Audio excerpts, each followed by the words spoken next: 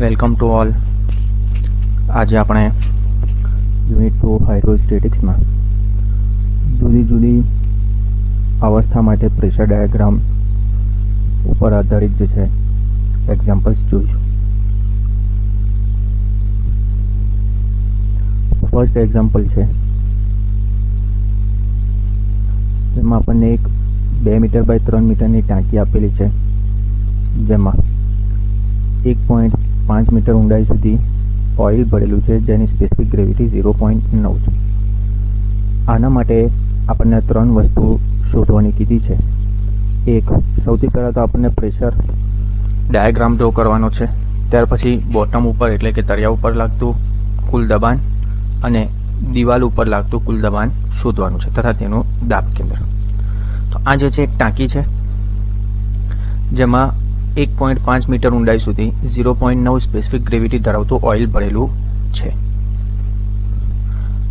એટલે કે specific gravity 0.9 એટલે ડેન્સિટી શું થશે? મલ્ટીપ્લાય બાય 1000 અને એચ થશે આપણો 1.5 મીટર. હવે આપણને હાઇડ્રોસ્ટેટિક્સના નિયમ ઉપરથી ખબર છે કે P બરાબર રો જી એચ, એટલે કે આપણે ટોપ ઉપર વાત કરીએ તો જ્યાં એચ જે છે 0 હશે, એચ 0 હશે એટલા માટે જે છે આપણું ટોપ ઉપર પ્રેશર પણ 0 થશે. ઓકે, ત્યાર પછી જેમ જેમ આપણે નીચે તરફ જશું P બરાબર રો જી એચ, એચ વધતો જશે તેમ તેમ આપણું જે છે દબાણ જે છે વધતું જશે, એટલે કે નીચેની તરફ જતાં આપણે દબાણ વધશે. એટલે કે એચ જેટલી ઊંડાઈ આપણે પહોંચીશું, અહીંયા આપણને 1.5 આપેલો છે તો આપણને ત્યાં દબાણ મળશે રો જી એચ, એટલે કે તળિયા ઉપર જશું તો આપણને ત્યાં દબાણ મળશે રો જી એચ જેટલું. ઓકે, રો આપણને ખબર છે જી 9.81, એચ જે છે 1.5 મીટર આપેલો છે. તો આ જે થયો આપણો જે છે પ્રેશર ડાયાગ્રામ થઈ ગયો. ત્યાર પછી આપણને તળિયા એટલે કે બોટમ ઉપર લાગતું કુલ દબાણ શોધવાનું છે.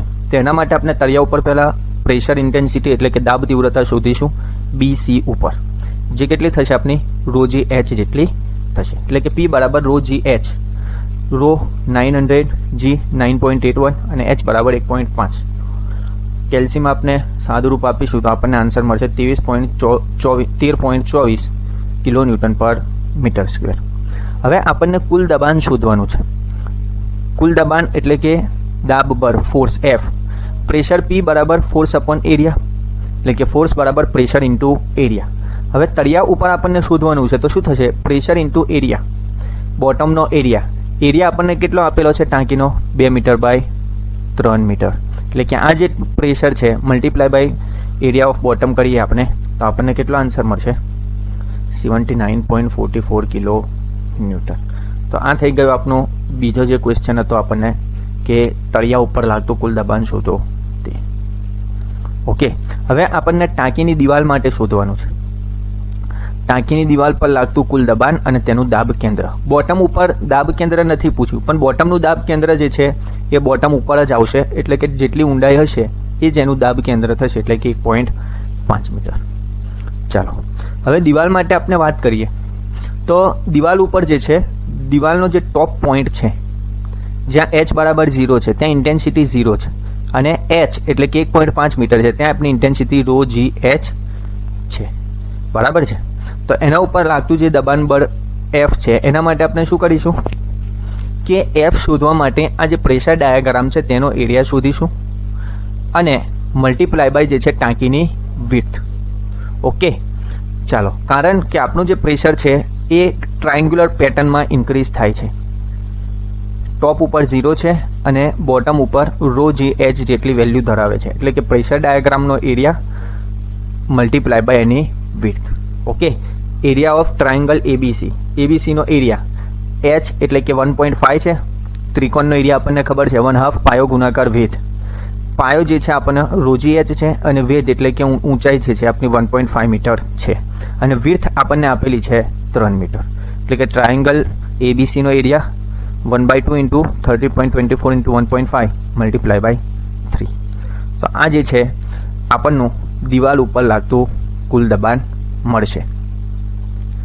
ઓકે, ચાલો, હવે આપણને શોધવાનું છે દાબ કેન્દ્ર, એટલે કે આ ટોટલ ફોર્સ F દિવાલ ઉપર ક્યાં લાગશે.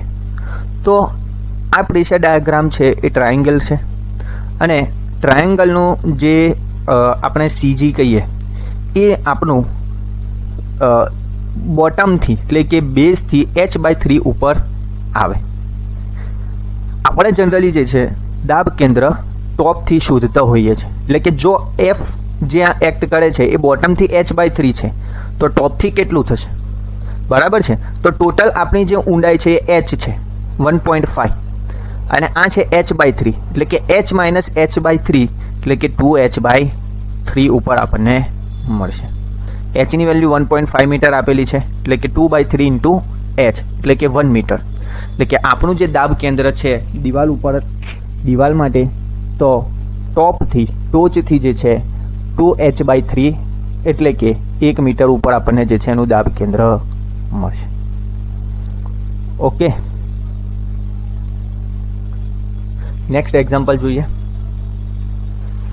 આ એક્ઝામ્પલમાં એક ટાંકી આપેલી છે 3 મીટર બાય 4 મીટરની, જેમાં બે જુદા જુદા લિક્વિડ આપેલા છે. એક છે 1.2 સ્પેસિફિક ગ્રેવિટી ધરાવતું છે જે 1.5 મીટર સુધી ભરેલું છે, અને બીજું છે 0.8 સ્પેસિફિક ગ્રેવિટી ધરાવતું પ્રવાહી જે 2.1 મીટર ઊંડાઈ સુધી ભરેલું છે. આના પણ આપણને પ્રેશર ડાયાગ્રામ શોધવાનો છે, તળિયા ઉપર લાગતું કુલ દબાણ અને ટાંકીની દિવાલ પર લાગતું કુલ દબાણ અને દાબ કેન્દ્ર શોધવાનું છે. આ ડિટેલ આપણને આપેલી છે. હવે આમાં બે વસ્તુ છે કે એક આપેલું છે આપણને સ્પેસિફિક ગ્રેવિટી 1.2 અને બીજું છે 0.8 ધરાવતું લિક્વિડ. બે જુદા જુદા લિક્વિડ આપેલા છે. હવે કયું લિક્વિડ નીચે આવશે અને કયું લિક્વિડ ઉપર આવશે એ આપણને ખાસ ધ્યાન રાખવું પડશે. જો એ આપણે ડ્રો કરવામાં ભૂલ કરીશું તો આપણો આન્સર રોંગ આવશે. હવે નક્કી કઈ રીતે કરવાનું કે કયું લિક્વિડ નીચે આવશે, તો જે લિક્વિડ પહેલાં આપેલું હોય ડેટામાં એ નીચે લખવું કે જે બીજું આપેલું હોય એ નીચે લખવું, એ એના ઉપર ડિપેન્ડ નહીં કરે. પણ આપણને જનરલ એક નિયમ ખબર છે કે જે પણ પદાર્થની સ્પેસિફિક ગ્રેવિટી અથવા તો ઘનતા વધારે હોય એ પદાર્થ ભારે હશે અને એ પદાર્થ જે છે નીચે તરફ હશે. દાખલા તરીકે આપણે વાત કરીએ તો પાણી અને તેલ લઈએ કોઈ પણ, તો કોઈ એક પાત્રમાં આપણે તેલ ભરેલું હોય એમાં આપણે ઉપરથી પાણી રેડીએ. હવે તેલ અને પાણી એકબીજામાં ભળી જાય એવા નથી, ઇમિસિબલ છે, બરાબર છે. તો શું થશે કે ભલે આપણે પહેલાંથી તેલ ભરેલું હતું એમાં, પણ પાણી જે છે નીચે તરફ જશે અને તેલ ઉપર તરફ આવી જશે. કારણ કે પાણી કરતાં તેલની સ્પેસિફિક ગ્રેવિટી ઓછી છે, એટલે કે જેની સ્પેસિફિક ગ્રેવિટી ઓછી હશે એ ઉપર હશે. શરૂઆતમાં પણ આપણે ચર્ચા કરી હતી કે પાણી કરતાં જે પદાર્થની સ્પેસિફિક ગ્રેવિટી ઓછી હોય એ પાણી ઉપર તરી જાય અને જેની વધારે હોય એ પાણીમાં ડૂબી જાય. તો સેમ કેસ અહીંયા છે. એટલે કે ફિગર ડ્રો કરવામાં આપણે ખાસ ધ્યાન રાખવાનું છે. તો અહીંયા બે પ્રવાહી આપેલા છે, એકની સ્પેસિફિક ગ્રેવિટી આપેલી છે 0.8 અને બીજાની 1.2. તો જે સ્પેસિફિક ગ્રેવિટી ઓછી છે એટલે કે અહીંયા 0.8 એ પ્રવાહી જે છે ઉપર આવશે અને 1.2 સ્પેસિફિક ગ્રેવિટી ધરાવતું પ્રવાહી નીચે આવશે. આપણે જે ઉપર પ્રવાહી આપેલું હોય એને વન વડે નોટેશન આપીએ એટલે કે ρ1 અને h1, અને જે નીચે આપેલું છે એને ρ2 અને h2. તો આ ખાસ આપણને આમાં ધ્યાન રાખવાનું રહેશે. એનો મતલબ બિલકુલ એવો નથી કે આપણને જે પહેલાં આપેલું એ ઉપર આવશે અથવા તો નીચે આવશે, એવું નથી. એ ડિપેન્ડ કરશે તમારે સ્પેસિફિક ગ્રેવિટી ઉપર. ક્લિયર છે? એટલે ખાસ ધ્યાન રાખવાનું રહેશે. કોઈક વાર આપણને ડેટામાં એવું આપી દીધું હોય કે કોઈ એક ટાંકી છે કે જેમાં 0.9 સ્પેસિફિક ગ્રેવિટી ધરાવતું ઓઇલ ભરેલું છે 1 મીટર ઊંડાઈ સુધી. ત્યાર પછી એમાં 2 મીટર ઊંડાઈ સુધી પાણી ઉમેરવામાં આવે છે. તો હવે પાણી ઉમેરીશું તો પાણી ઓટોમેટિક જે છે એની સ્પેસિફિક ગ્રેવિટી ઓઇલ કરતાં વધારે છે એટલે નીચે જતું રહેશે, બરાબર છે. ડેટામાં એવું આપેલું છે કે પહેલાંથી ઓઇલ ભરેલું હતું પછી પાણી ભર્યું તો ઓઇલ નીચે રહેશે અને પાણી ઉપર રહેશે, એવું નહીં થાય. ક્લિયર? આ વાત જે છે આપણને ખાસ ધ્યાન રાખવાની રહેશે કે જેની સ્પેસિફિક ગ્રેવિટી વધારે એ પ્રવાહી જે છે નીચે હશે. ઓકે, ચાલો હવે ફિગર જોઈએ. આ એક ટાંકી છે જેનો એરિયા જે છે 3 મીટર બાય 4 મીટર છે. એમાં આપણને 1.2 સ્પેસિફિક ગ્રેવિટી ધરાવતું ઓઇલ જે છે 1.5 મીટર અને 2.1 મીટર ઊંડાઈમાં 0.8 સ્પેસિફિક ગ્રેવિટી ધરાવતું પ્રવાહી ભરેલું છે. તો આ રીતે આપણે દર્શાવી શકીએ, બરાબર છે. ઓલવેઝ હલકું તરલ એટલે કે જેની સ્પેસિફિક ગ્રેવિટી ઓછી છે એ ઉપર તરફ આવશે. જો એ ઉપર નીચે થઈ જશે તો આપણો પ્રેશર ડાયાગ્રામ રોંગ થઈ શકે. આ વાત ખાસ આપણને ધ્યાન રાખવાની રહેશે. ચાલો હવે પહેલાં આપણે પ્રેશર ડાયાગ્રામ ડ્રો કરીએ. સેમ. ઓકે, ટોપ ઉપર જે છે 0 આવશે. જેમ જેમ આપણે નીચે તરફ જઈશું, હવે બે લિક્વિડ છે એટલે બંને માટે આપણે અલગ અલગ પહેલાં જોઈશું. અને H1 કીધું આપણે 2.1 મીટર, એટલે કે H1 જેમ જેમ અહીંયા સુધી આપણે પહોંચશું ત્યાં સુધી એનો પ્રેશર ડાયાગ્રામ કંઈક આવો આવશે. અને એ વેલ્યુ કેટલી હશે?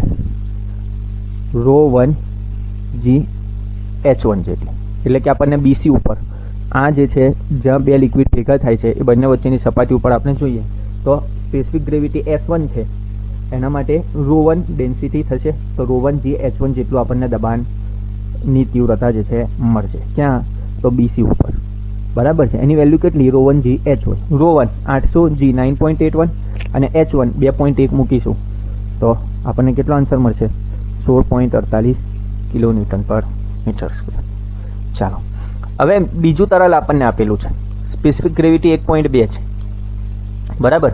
હવે આપણને બોટમ ઉપર શોધવું છે. તો જેમ જેમ અહીંયા જે છે આપણે બીજા તરલના કારણે પણ શું થશે? અહીંયા સુધી એની કોઈ ડેન્સિટી હશે નહીં, સોરી કોઈ પ્રેશર ઇન્ટેન્સિટી હશે નહીં બીજા તરલના કારણે, પરંતુ જેમ જેમ જશું તેમ તેમ એની પ્રેશર ઇન્ટેન્સિટી શું થશે? વધતી જશે. ઓકે, એટલે કે બોટમ ઉપર વધીશું તો બોટમ ઉપર આપણે જઈશું તો બોટમમાં આ જે ઉપરનું તરલ હતું તેના કારણે પણ અને આના કારણે પણ જે છે દાબ તીવ્રતા લાગશે. એટલે કે બોટમ ઉપર શું થશે? બંનેની દાબ તીવ્રતાનો સરવાળો. એટલે કે ρ1 g H1 plus ρ2 g H2. એટલે કે આના લીધે આપણે કહીએ P1 અને બીજાના લીધે કહીએ સ્પેસિફિક ગ્રેવિટી 2 ના લીધે એને કહીએ આપણે P2. તો બોટમ ઉપર કેટલું થશે? DF જેટલું. એટલે કે P1 plus P2 ρ1 g H1 plus ρ2 g H2. જેમાં આપણે P1 ઓલરેડી શોધેલું છે, P2 આપણે શોધીએ. P2 બરાબર ρ2 g H2 બરાબર ρ2 1200 g 9.81 અને H થશે 1.5. એટલે કે ટોટલ આપણું જે છે P1 પ્લસ P2 છે તો એ બંનેનો સરવાળો 16.48 વત્તા 17.66 એટલે કે 34.14. એટલે કે આપણી જે ટાંકી છે એના તળિયા ઉપર કુલ દબાણ કેટલું લાગશે? 34.14 કિલોન્યુટન પર મીટર સ્ક્વેર. ઓકે, ચાલો, આપણો આ જે છે પ્રેશર ડાયાગ્રામ ડ્રો થઈ ગયો. હવે ત્યાર પછી આપણે તળિયા ઉપર લાગતું કુલ દબાણ, તો આપણને ખ્યાલ છે કે કુલ દબાણ તળિયા ઉપર લાગતું કુલ દબાણની તીવ્રતા, દાબ તીવ્રતા મલ્ટીપ્લાય બાય બોટમનો એરિયા એટલે કે 3/4 જે આપણને આપશે તળિયા ઉપર લાગતું કુલ દબાણ. P1 પ્લસ P2 34.14 ઓલરેડી છે આપણી જોડે અને બોટમનો એરિયા કેટલો છે? 3 મીટર બાય 4 મીટરની ટાંકી છે એટલે કે 3/4.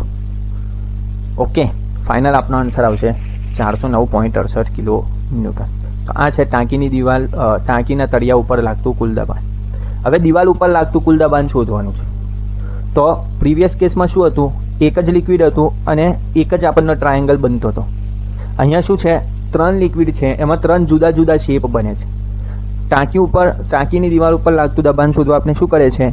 પ્રેશર ડાયાગ્રામનો એરિયા મલ્ટીપ્લાય બાય વિડ્થ. તો આમાં 3 જુદા જુદા એરિયા છે. આ ટ્રાયેંગલ છે, ત્યાર પછી નીચે રેક્ટેંગલ છે અને ત્યાર પછી પાછો ટ્રાયેંગલ છે. તો ત્રણેયનો એરિયા મલ્ટીપ્લાય બાય આપણે વિડ્થ કરીશું. તો દિવાલ માટે સૌથી પહેલાં આપણે ફર્સ્ટ ટ્રાયેંગલ લઈએ, એના ઉપર લાગતું એના કારણે લાગતું કુલ દબાણ આપણે F1 કહીએ. તો ત્રિકોણ ABCનો એરિયા થશે મલ્ટીપ્લાય બાય વિડ્થ. તો આનો એરિયા કેટલો થશે? તો આ ઊંડાઈ છે આપણને કેટલી આપેલી છે? આપણને H1 એટલે કે 2.1 મીટર, 1/2 ઇન્ટુ વેધ અને બેઝ કેટલો છે? ρ1 g H1 એટલે કે P1 છે, ρ1 g H1 ની વેલ્યુ. ઓકે, ચાલો, એ છે 16.48 એટલે કે 1/2 પાયો જે છે 16.48 અને ઊંચાઈ જે છે 2.1 અને ટાંકીની વિડ્થ કેટલી છે? 4.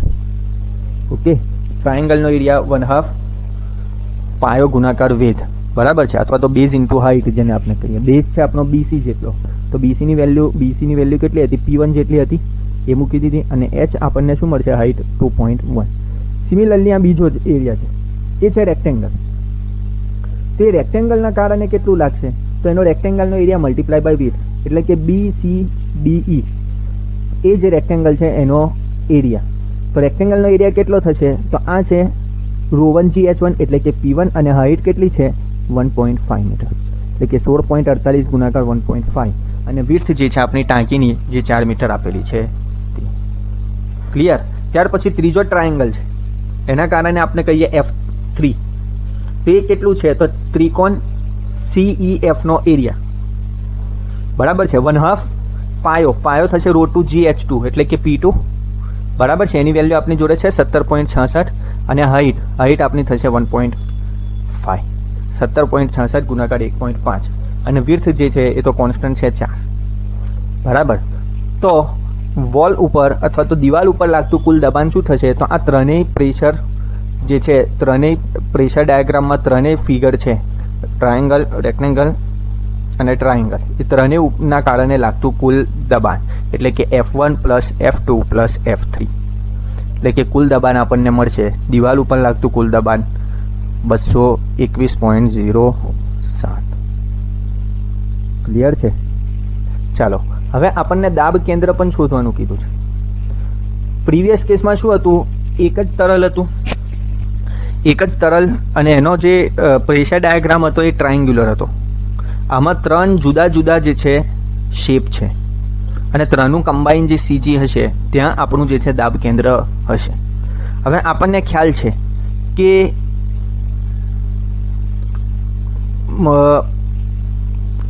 કમ્બાઈન સીજી શોધવા માટે આપણે શું કરીએ છીએ કે જે રિઝલ્ટન્ટ હોય એનું કોઈ એક્સિસ આગળ મોમેન્ટ બરાબર ઇન્ડિવિજ્યુઅલ ફોર્સિસની તે એક્સિસ આગળ મોમેન્ટનો સરવાળો. તો આપણે અહીંયા ટોપ ઉપર મોમેન્ટ લઈએ.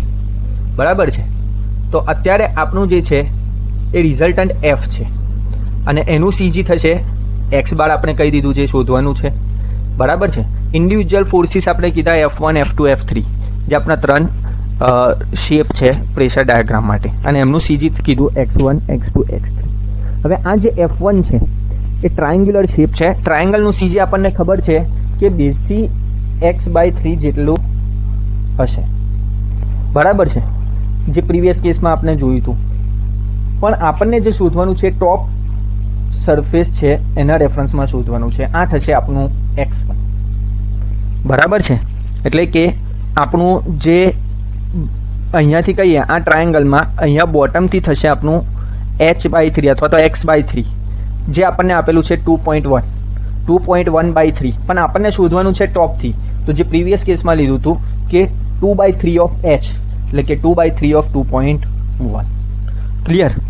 હવે આ જે F2 છે એ છે આપણા રેક્ટેંગલ માટેનો એરિયા છે એના સીજી સુધીનું અંતર, પણ ક્યાંથી? ટોપથી. એટલે કે અહીંયા સુધીનું અંતર છે જે આપણને ફિગરમાં દેખાય છે x2.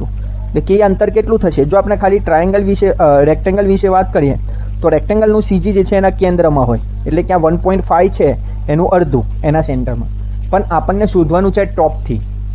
એટલે કે આ જે ઊંચાઈ છે આ ટ્રાયેંગલની ઊંચાઈ એટલે કે 2.1 પ્લસ આનું અડધું આના કેન્દ્ર સુધી એટલે કે 2.1 પ્લસ 1.5નું અડધું. ક્લિયર? એ જ રીતે F3 ક્યાં છે? તો આ જે બેઝ છે ત્યાંથી h/3 ઉપર લાગશે. ત્યાંથી શોધવાનું છે ટોપથી. એટલે શું કરીશું? ટોપથી વાત કરીએ તો આટલી ઊંચાઈ જે 2.1 છે એટલે કે 2.1 પ્લસ અહીંયાથી નીચેથી જો h/3 હોય તો ઉપરથી 2h/3 એટલે કે 2/3 ઓફ 1.5 એટલે કે 2.1 પ્લસ 2/3 ઓફ 1.5. આની આપણે વેલ્યુ મૂકીએ. જો F ટોટલ ફોર્સ એ આપણે નેક્સ્ટ સ્ટેપમાં મૂકીશું જે આપણે જોડે છે. x બાર શોધવાનો છે F1 આપણું 69 હતું. x1 તો આપણે અહીંયા ટોપથી લીધું, નીચેથી જો 1/3 આવે તો ઉપરથી આપણું 2/3 આવશે. ક્લિયર? બીજું F2ની વેલ્યુ હતી આપણી જોડે x2 બરાબર શું લીધું આપણે? EBની વેલ્યુ વત્તા રેક્ટેંગલ માટે એનું અડધું 1.5નું અડધું. ક્લિયર? x3 માટે ટોપથી આટલું તો આપણું 2.1 હતું જ અને આનું પાછું 2/3. આને જો આપણે સાદુરૂપ આપીએ તો આ રીતનું થશે. Fની વેલ્યુ મૂકી દીધી એટલે કે જમણી બાજુનું જે ફોર્મ્યુલા હતી F1 × x1 plus F2 × x2 plus F3 × x3 એનું જે ફાઇનલ આન્સર આવશે 542.94. હવે આપણને x બાર શોધવાનો છે. x બાર શોધવા માટે આપણે આ Fની વેલ્યુ જે છે એને સામે છેદમાં લઈ જઈએ એટલે કે ફાઇનલ આપણો x બાર આવશે 2.45 મીટર ફ્રોમ ટોપ. એટલે કે આ જે ટોપ છે ત્યાંથી 2.45 એટલે કે અહીંયા ક્યાંક આવશે આપણો. તો આ જે છે બે જુદા જુદા લિક્વિડ જ્યારે આપણને આપેલા હોય એના માટે બોટમ ઉપર તથા ફેસ અથવા તો વોલ ઉપર લાગતું કુલ દબાણ અને તેનું દાબ કેન્દ્ર. ક્લિયર? હવે હજુ પણ જો તમારે આના રિલેટેડ એક્ઝામ્પલ વધારે પ્રેક્ટિસ કરવા હોય તો ડિસ્ક્રિપ્શનમાં લિંક આપેલી છે, એ લિંક ઓપન કરીને એ એક્ઝામ્પલ સોલ્વ કરો અને ક્વિઝના સ્વરૂપમાં તમે ત્યાં તમારા આન્સર ત્યાં એન્ટર કરો. જ્યારે તમે ત્યાં આન્સર એન્ટર કરશો અને ફાઇનલી સબમિટ કરશો ત્યાં તમને જે છે તમારો સ્કોર બતાવશે અને ત્યાં તમને જોઈ શકશો કે તમે જે આન્સર લખેલા છે, તમે જે એક્ઝામ્પલ સોલ્વ કરેલા છે એમાંથી કયો સાચો છે, કયો ખોટો છે. અને જો ખોટો છે તો ત્યાં તમને બીજી એક લિંક આપેલી હશે, ત્યાં એ લિંક ઓપન કરશો તો તમે આખું સોલ્યુશન જોઈ શકશો, જ્યાંથી તમને ખ્યાલ આવશે કે તમારી ભૂલ ક્યાં થાય છે. જેટલી વધારે આપણે એક્ઝામ્પલની પ્રેક્ટિસ કરીશું એટલી જે છે આપણને વધારે જે છે સરળતા રહેશે. ઓકે.